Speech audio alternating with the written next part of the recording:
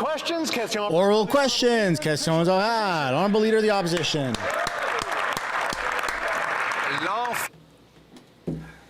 Housing hell. How are we going to get out of it? That will be the title of my common sense documentary. In fact, it is, and more than 4 million people have watched it on the X platform. It shows that the cost of housing has doubled. Canada has one of the worst markets in the world, with much more expensive homes than in the US. People are living in tents. Will the Prime Minister become the 40 million and first person to watch the documentary to understand how to put an end to this housing hell and help people find housing? The Right Honourable Prime Minister. The Conservative leader is asking the government to withdraw from the housing sector.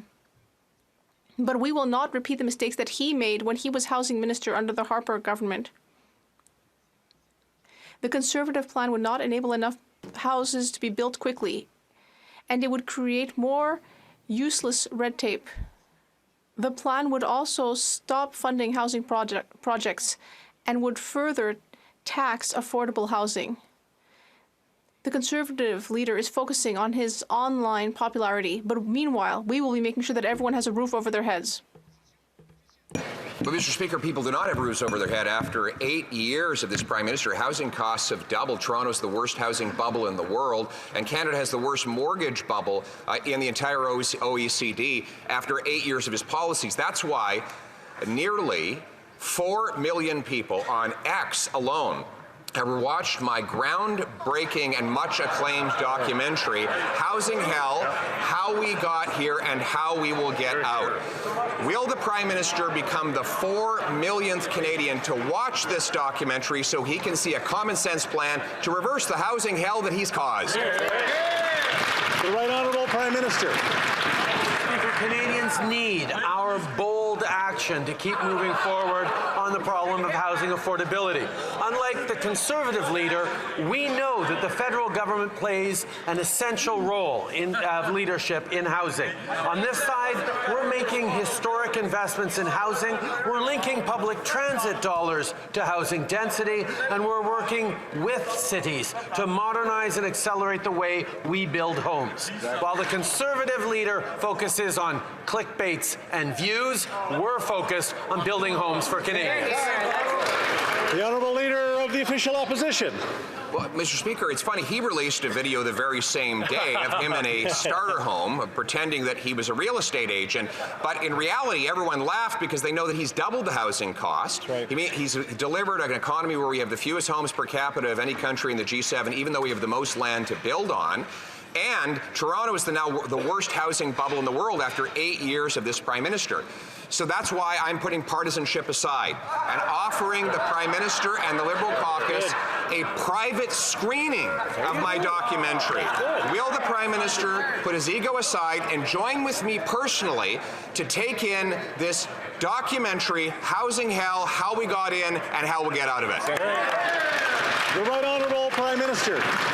The reality, Mr. Speaker, is the Conservative leader continues to call for the federal government to get out of the business of housing. And we will not repeat the same mistakes he made when he was housing minister under Stephen Harper. Right. The Conservative leader's present plan won't build enough homes fast enough, doesn't reach enough cities, and creates unnecessary red tape. He'd also defund affordable housing projects and tax affordable rental construction even more. While the Conservative leader focuses on clickbait and views, we're going to focus on building Canadians more homes. That's right. The Honourable Leader of the Official Opposition. Speaker, he did try to make a video. It was a total failure. His videos don't get clicks and his houses don't have bricks. After 8 years, that's why housing costs have doubled. He shouldn't have to read his entire answer. I'm offering to inform him. If he would just take 15 minutes away from his photo ops, he can watch my brilliant documentary on X or YouTube with a common sense plan to require cities permit 15% more homes, give them bonuses if they exceed the target, require transit around every new federally funded, require housing around every federally funded transit station, and sell off 6,000 buildings. This is common sense. Let's bring it home. The Right Honourable Prime Minister.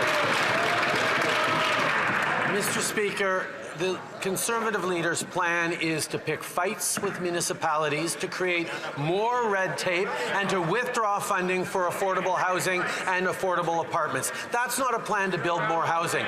But he has demonstrated that he's extremely satisfied with his ability to spread misinformation and disinformation. Which, yes, I will admit, he's very good at.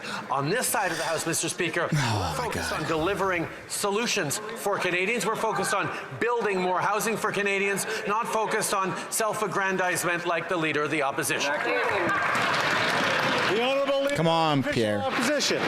Mr. Speaker, he is the king of self-aggrandizement, as evidenced by the fact that he's knocking my much-acclaimed documentary when he claims he hasn't even watched it.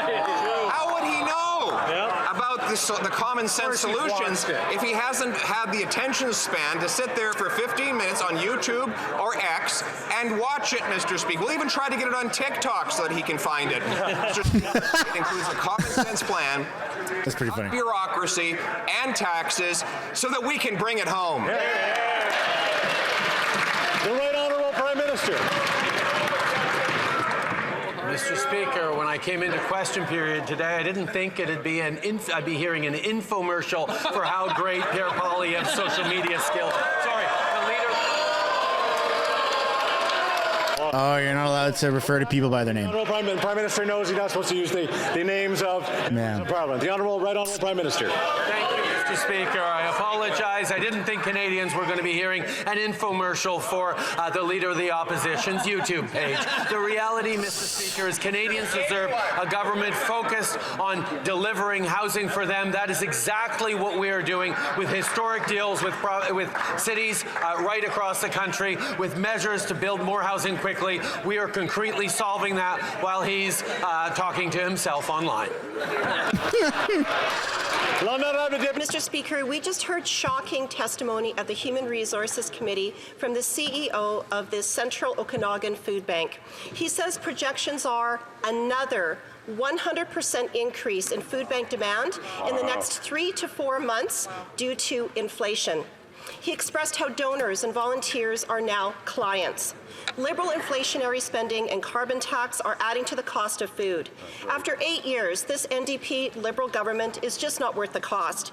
Will the Prime Minister take the tax off of farmers, families, and First Nations? Finally. The Honourable Minister of Families. Mr. Speaker, we will continue to invest in strengthening social security programs like Old Age Security, Canada Pension Plan, and support for families like the Canada Child Benefit and $10 a day national childcare. Programs which the Conservatives continue to vote against, totally lacking empathy and understanding. I just find it crazy when the Liberals Canadian families are facing on this side of accuse the House, Conservatives of these types of things. to ensure that we're there to support Canadian families. The Honourable Member for... By making everybody poor. That's really going far. The answer won't satisfy all the Canadians lining up in a food bank for the first time in their lives, or the food banks that are losing donors and volunteers due to Liberal inflation. We heard from not-for-profits how they see the rising price of gas as a barrier to volunteering, and how senior volunteers are being forced back to work to afford basic necessities due to inflation. After 8 years, this NDP Liberal government is just not worth the cost. Will the Prime Minister take the carbon tax off of farmers, families, and First Nations? Finally. The Honourable Parliamentary Secretary to the Minister of the Environment.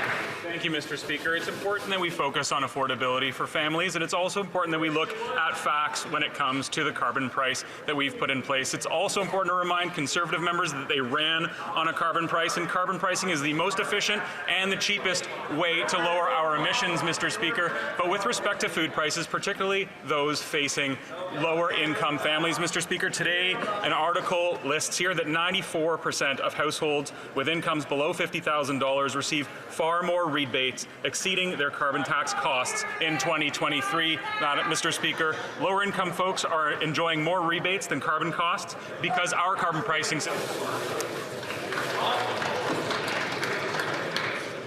The honourable member for Haldeman Norfolk. After 8 years, this NDP Liberal government has made life unaffordable for Canadians in every province and territory. Canadians are suffering under this Prime Minister's oppressive carbon tax. And while he taxes, he also divides, pausing the carbon tax on home heating oil in Atlantic Canada because he wanted votes, while he quadruples the tax on every other Canadian.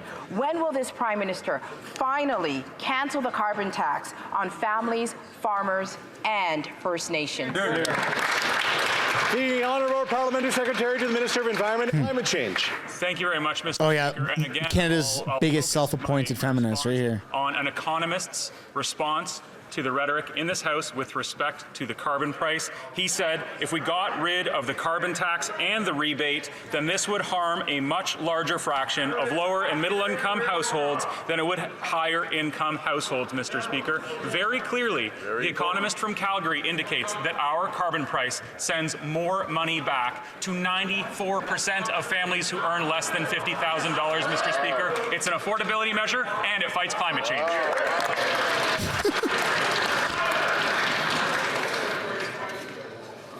The honourable member for Haldeman Norfolk. At a time when this country is working towards reconciliation, the Liberals have saddled First Nations community with a punishing carbon tax. First Nations are so burdened by this unfair tax that they have decided to take the government to court.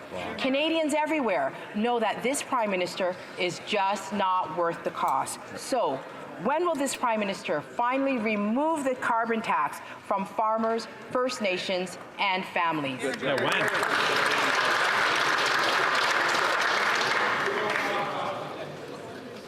The Honourable Parliamentary Secretary to the Minister of Environment. Thank you very much, Mr. Speaker. And again, I'll note that our carbon pricing mechanism sends more money back to lower income families than it does. That includes both the fiscal amount and the economic impact. And something the Conservatives love not to focus on is the impact of climate change, Mr. Speaker. Climate change impacts the price of food more than any other factor, Mr. Speaker. And we're also helping farmers because farmers are the ones that know climate change is real because it impacts them first, and that's what's driving up the cost of food, Mr. Speaker. Mr. Speaker, I have a simple proposition for the member. If the NDP Liberal government is genuinely proud of their work, then release the contracts. Yeah. Let all of us see them so that we can know. But the NDP is complicit with the Liberals in trying to bury these contracts. Right. Why? Every Canadian family will pay $3,000 for these deals. So they want to know what is in these deals for them. Again, what did the Liberals offer the NDP to get them to change their position, abandon workers, and hide these contracts? What are they hiding? The Honourable Parliamentary Secretary to the Minister of Innovation. Mr. Speaker, it gives me great pleasure to share positive news. Canada is number 3 in the world in foreign direct investment, which is something that we should all be proud of, Mr. Speaker. Brendan Sweeney from the Trillium Network for Advanced Manufacturers said, and I quote, about specialized expertise workers needed from outside of Canada to help set up the giant facility. There are hundreds, if not thousands, of Windsorites going off to the U.S. to help set up, test, and service machinery in plants. It's a little hypocritical to fail to take into account the way foreign direct investment works. The Honourable Member for Leeds, Grenville, Thousand Islands, and Rideau Lakes. To help pay for overseas replacement workers, the NDP Liberal government is going to send every Canadian family a bill for $3,000. The formerly pro-worker NDP have refuse to stand up to the Prime Minister and demand the release of contracts that detail the number of foreign replacement workers that are going to take Canadian jobs. This Prime Minister clearly isn't worth the cost to Canadian workers after 8 years, and neither are the NDP. So will the Prime Minister finally stand up and tell Canadians how many foreign replacement workers $40 billion buys? The Honourable Minister. Thank you, Mr. Speaker. You know, it's curious after 8 years in opposition to listen from these Conservatives and how little they have learned on foreign direct investment, Mr. Speaker. Clearly nothing. How little they understand about free trade deals, Mr. Speaker. Clearly nothing. How little they understand about creating good middle-class jobs, Mr. Speaker. What they are clearly against is 2,500 full-time jobs at the Stellantis plant, 2,300 construction jobs there. Mr. Speaker, it's clear that under a Conservative administration... Didn't the Liberals totally fail on a deal? Not our watch. Of a battery plant in Windsor or something? Islands and Rita Lakes. Well, let's talk about what's happened under their watch. The Canadian Building Trade Union says that so far, this NDP Liberal government has cost them $300 million in wages. So if they are so proud of their record and so proud of these great deals that are going to cost every Canadian family $3,000, why won't they just release the contracts? They know that releasing those contracts will expose that $40 billion is buying a lot of foreign replacement workers that should instead be funding Canadian paychecks. Why won't they release the contracts today? The Honourable Minister of Employment. Mr. Speaker, there are smart people on the Conservative benches, including trade lawyers and people who understand that contracts between nations and between countries need to stay confidential because of important trade secrets. Mr. Speaker, what do the Conservatives have against the fact that Canada is now third in the world in foreign direct investment, Mr. Speaker, after the United States, after Brazil? Who is it? Canada, ahead of China, Mr. Speaker. Clearly, they're against Dow in Fort Saskatchewan. They're against Stellantis. They're against Bécancour. When are the Conservatives going to be on the side of workers, Mr. Speaker? I don't know. Maybe they do. They are.